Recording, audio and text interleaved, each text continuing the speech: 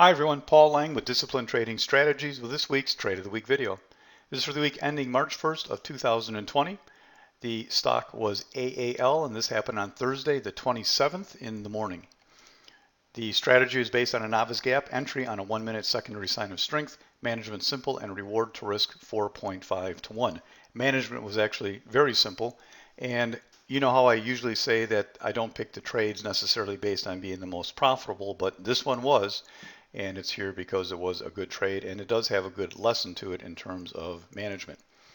Before we get into the trade, as usual, free stuff this week at DTS. Sorry, nothing free. There are two events going on this week. On Wednesday, there will be a mini seminar for the people who are subscribed to the DTS Long-Term Trader, and on Saturday is the second class in the series in the DTS seminar program, Mastering Advanced Tactics. If you are not seeing this from your email, if you're seeing it on YouTube or something, come over to DTS and sign up to be a free member so you do get invites to the events as they happen. This is the daily chart of AAL, and this is how it looked before that morning. That morning it was gapping down, as a lot of things were that morning, gapping right to there. I did have this on the screen as one of the favorites, thinking that this would get a pop to come back and return to the prior day's close because of the extension that it had and where it was gapping to. This is what the 15-minute chart looked like. This is where it opened that day. I was hoping it would run lower and do what I kind of call a little puke out. It did do that, and then I caught it on the way up. There's not a lot to see on the 15-minute chart other than the total move that it had and that opening bar. The 5-minute chart shows more of the detail. Here's that opening puke out bar, but opened right there and then fell. And I got a pretty good entry just coming off the bottom there. Entry 2021, stop 1975. It was interesting. I took the whole target right there. I was going to take a target near the high of the day, and you can see it came up just a little short of there.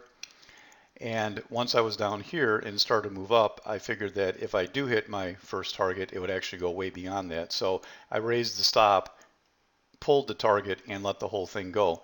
And I actually, at some point here, I usually finish up my entries by 10:30 or 11. I walked away for lunch and I came back just as this was retesting that high and took it off the table there. I don't think I could have done that sitting there. It's something that I frequently mention and teach is that if you have a good trade, anytime you manage it, you're just hurting your target. If you do get to your target, you're hurting your profitability.